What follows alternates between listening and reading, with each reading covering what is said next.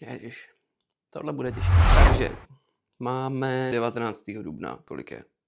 9 hodin ráno. Dneska budeme natáčet náš první videoklip. Co bych tomu řekl? Začne to kafem, všechno bychom měli mít relativně nachystaný. Dorazím pro Václava, pojedeme do zkušebny, naložíme tam všechny cajky, pak jedeme pro Rejžu s jeho gírem a pak pojedeme do lokace natáčení. A samozřejmě má otevříno až od 12. Co s tím, když je 9? No, údajně zkusíme dát nejdřív venkovní scény, tak jsem zvědavý, jak to dopadne celý.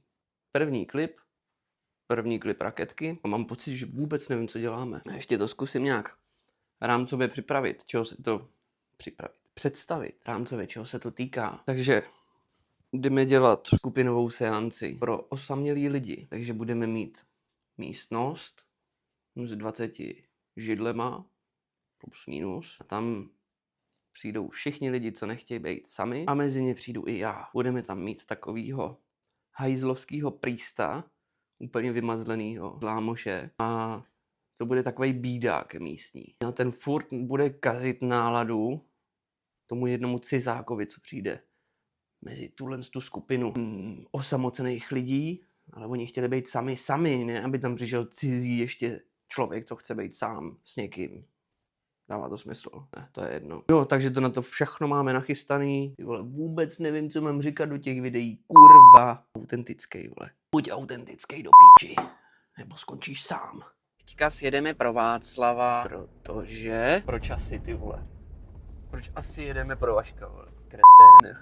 Takhle se jezdí autem, jo? Ty krávo, vole. Ty by se s tím mohl živit, vole. Bože, no. Tak, takže tady teďka zaparkujeme a budeme čekat. A když nemáte cibuli, vole, tak tam dejte česnek, ty vole. Když nemáš česnek, tak tam nedávej nic, ty kokote.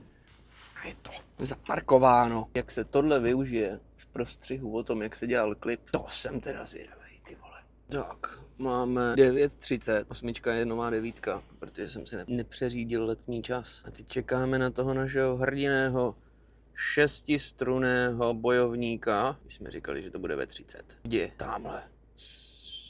Vypadá, že je dobře naladěn. Ne, tak je možná smutnej. Schválně. Tady bych dal nějakou vtipnou hudbu. Čau bratře Václave. Říkal jsem si, že budu natáčet a hrozný, viď? Od rána vůbec nevím, co s tím mám dělat, ale tak asi dobře naladěn, vole. Aspoň můžeme na kameru říct, že jsme zkoušeli natočit jízdu, ale stojí to za hovno, tak na to serem. Možná ho mám v pouzdru na base. A basu má kde? Asi doma, ne? No, tak nic. Tak ho má doma.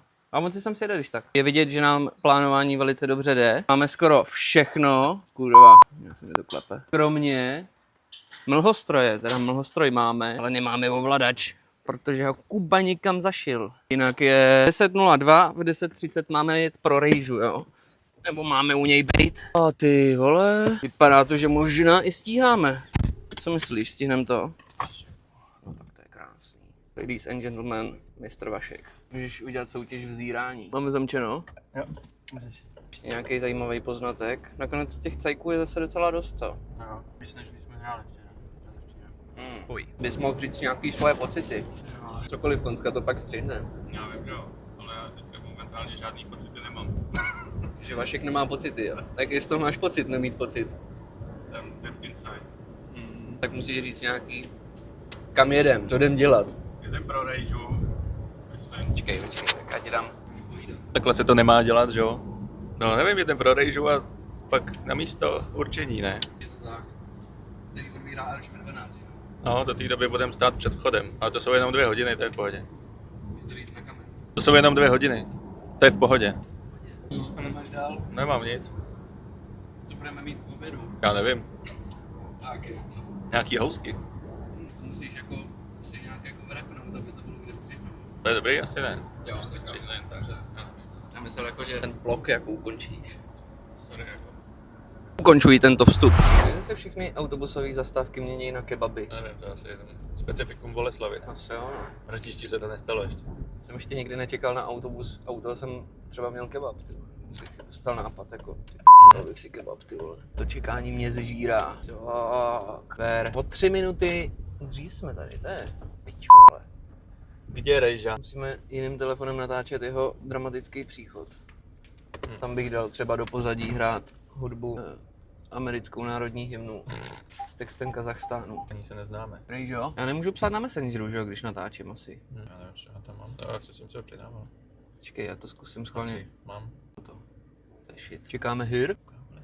Potřebuji nebo fouknout tohle ještě. Ještě mám GoPro, když tak. To už všechno neudržím. No, že bych mohl vypnout tohle, protože Jo, tak prostě ono to jako žere, ty vole. Můžu se vidět u toho. Paráda. Kde máš tu kameru? Jo, ty jdeš odsaď. Jsme u Sloky. Sešli jsme schody dolů. Takže u Sloky budeš, tam teda bude, jsem se teda měl upravit. Učí ti to? Aha. Tam budeš čumět dovnitř a na ten palmuting, já tomu říkám palmuting, není to palmuting, ten cinťák, tak na to budou prostřehy, na ten kávovár, na ty lidi, na salopky s jménama, na áčka, prostě všechno, co nás napadne na místě, tak to natočíme. A jakmile dojede ten palmuting a začne zpívat, tak vejdeš dovnitř a tam je to, jak na tebe čuměj a jenom vlastně vy uděláte jakože čus a všichni ostatní se jen podívají, co je to za lůzra a zase se budou koukat na toho záporáka prostě. A pak je vyhrávka. No, dostal pracovní jméno Záporák, ale je to prostě zlámož, že jo? Jo.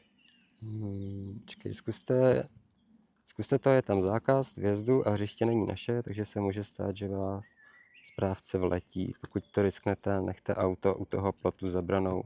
Já přijedu až na 12. No, tak uvidíme. Když tak vyběhne správce a přeparkujeme to.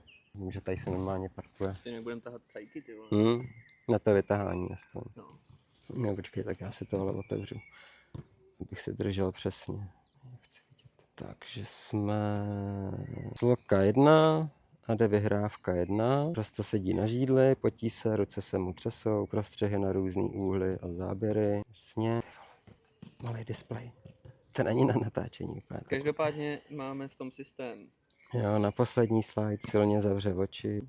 Jo, na poslední úder silně zavře oči, close-up kamera, která uhne směrem, jasně, a pak tím směrem se naváže na tu kapelu, co tam bude hrát. No a prostě tady se stane to, jak se do té reality. Jo, tady to docela i dobře postavené. Kdybyste chtěli všechno skládací, jo, ty židle, kdybyste chtěli dát pryč, tak tady je klíč tam na těch dveřích, tak to našupujte tam. Jo. A na to... podívej, jak se láduje. Myslíš, že ho nikdo nevidí? S Bohem zasíná, vylezeš ven. Záběr na guru. Jaká je to scéna? Co se to tady... Je to, když jsem úplně zblázněný a jdu zasnout světlo. Dramatický zasínání světla. Vy přímo do kamery, Dobře. Určitě. Mrkneme na to. Ale a ty teda mega má jít jakoby na to, na víc, ne? Tam udělá 2 kroky dozadu, tak nějak maximálně. V momentě, co zdrhne kryt, tak ona udělá 2 kroky dozadu. Takže půjde jakoby takhle, jo, potom. Jo, a ten obličej je tam důležitý, no. Okay, Jo, jakože bych jel takhle, takhle, takhle. Jo? Dobrá. Tak, hudba.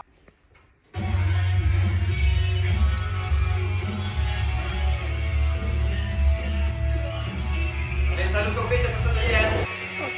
Co se to děje? Dobrý. A pomaličku úplně, jo. Dobrý. Čau, Venco. Čau. Co se ti dneska líbilo nejvíc? Moje vlasy. Tvoje vlasy. Ukaž je? Z profilu jsou nejhezčí. Tohle mám nejradši. Přijdeš sem a uděláš teda to, že si to naliješ. Jdeš 50 na 50. Jo, to vypadá. Dělej to, selfie. A jednou Co? takhle Dělej celou to. kameru prostě Behind the scene jako selfie mode. prostě to. Se vrátím 50. Já se máme tady 20. No, to spíš. Ale nemá takovou světelnost. Tohle je 1.8. Aha. Točíme celý několikrát prostě, jo, jakože. Jo, okay, tak časování je pro toho songu. Konec hry a kdo dneska končí, to už budeš ty s tím mikrofonem. A tam je to pak 2krát, že jo. Kdo dneska končí a kdo dneska končí a 3krát to tam není. Zasínám, s Bohem zasínám, konec hry, kdo dneska končí. Kdo dneska končí. S Bohem zasínám. Pořádně, co nejvíc to jde. Tak, skvělý. Já si tady něco vezmu. A ještě si vezmu tady mikrofon, dobrý, furt čerpám, furt beru energii vesmíru. Dobrý. Nazdar, tak máme hotovo, teoreticky. Minimálně máme dotočíno. Zvládli jsme to od 12 hodin a teď je 9:45. Všichni jsou vyházený, všechno je uklizený. A my s Václavem jedeme do zkušebny, že? Ano. Václav, ty se tam musíš... Je tomu tak. Tak, no, všechno se povedlo. Myslím, že Oscary vyhraje hlavně Zlámoš za svoji roli Priesta. Což jsme nevěděli, že Zlámoš umí být herec. Tak bych tady úplně prostřihnul prostě jeho výkonem někdy.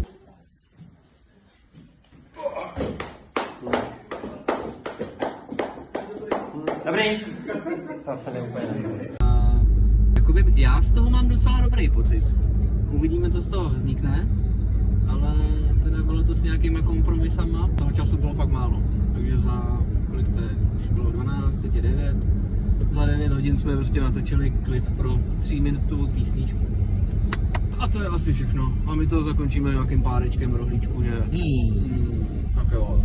To vyšlo. Tak, možná dám 3, 2, 1 a začíná videoklip.